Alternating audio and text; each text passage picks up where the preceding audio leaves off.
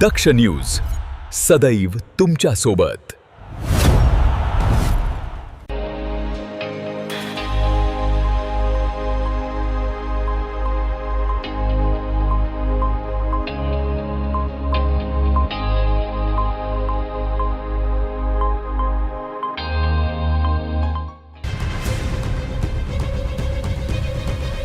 राज्यातील कृषी निविष्ठा विक्रेत्यांच्या प्रलंबित मागण्यांकडे शासनाचे लक्ष वेधण्यासाठी Maharashtra fertilizers pesticides seeds dealers असोसिएशनने आजपासून पुकारलेल्या राज्यव्यापी बेमुदत बंद आंदोलनाचा कृषी निविष्ठा विक्रेत्यांनी उत्स्फूर्त प्रतिसाद दिला आहे।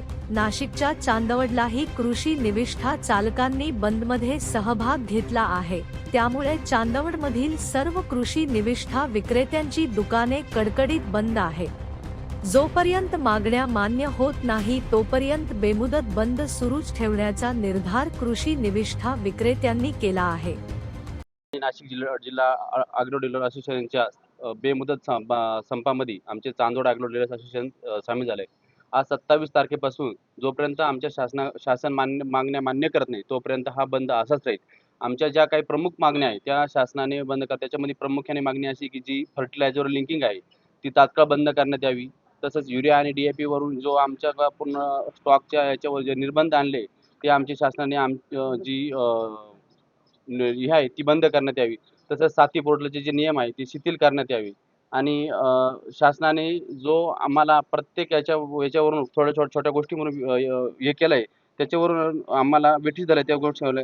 तसेच शॅम्पल जर फेल गेले तर शॅम्पल फेल गेल्यानंतर जो गुन्हा आमच्यावर दाखल होतो तो आमच्यावर न होता कंपनी होऊन आम्हाला त्याचे साक्षीदार बनवावं, असे जे छोटे 5 नियम आहेत त्याच्यासाठी आम्ही आज हा बंद केला आहे। जोपर्यंत आमचे शासन मान्य करत नाही हा बंद असाच बेमुदत बंद राहील अशी आम्ही मागणीसाठी आज बंद पुकारलेला आहे। खताच्या याच्यात बऱ्याचशा कंप्लेंटी शासनाने नोंदवल्या, त्यात दुकानदारांचे लायसन्स सस्पेंड केले। ते लायसन्स सस्पेंड न करता त्यांना पूर्ववत व्यवस्थित लायसन्स विक्रीची परवानगी द्यावी, ही प्रमुख मागणी आहे। मापदा आणि नाशिक जिल्हा ॲग्रो डीलर्स असोसिएशनच्या आदेशानुसार चांदवड तालुका ॲग्रो डीलर्स असोसिएशनने आजपासून संपात सहभाग घेतला आहे। चांदवड तालुका सर्व विक्रेते बंधूंनी 100% संपात सहभागी झाले। याचं कारण मोठ्या प्रमाणात अन्याय या ठिकाणी विक्रेत्यांवर होत आहे। कंपन्या मोठ्या प्रमाणात लिंकिंग करत आहेत। एक युरियाची गाडी घ्यायला गेलं 60,000 रुपयाची गाडी घ्यायची, 1,20,000 रुपयाचं मटेरियल घ्यायचं। DAPची गाडी घ्यायची त्याच्यावर लिंकिंग घ्यायची। जे मटेरियल विकत नाही ते मटेरियल डम्पिंग केलं जातं आणि आमच्या गोडाऊनला बऱ्याच दिवसापासून असं मटेरियल या ठिकाणी पडलेलं आहे।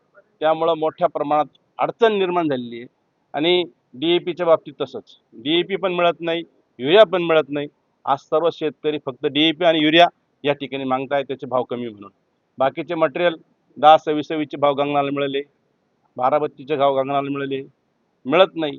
त्यामुळं या ठिकाणी मोठ्या प्रमाणामध्ये विक्रेत्याला अडचण निर्माण केली। क्षुल्लक बातमीवरून क्षुल्लक काहीतरी चुका झाल्या त्याच्यावर आमच्या काही विक्रेत्यांचे लायसन्स सस्पेंड केले, म्हणूनसाठी आम्ही आज आंदोलनात उतरलो आहे।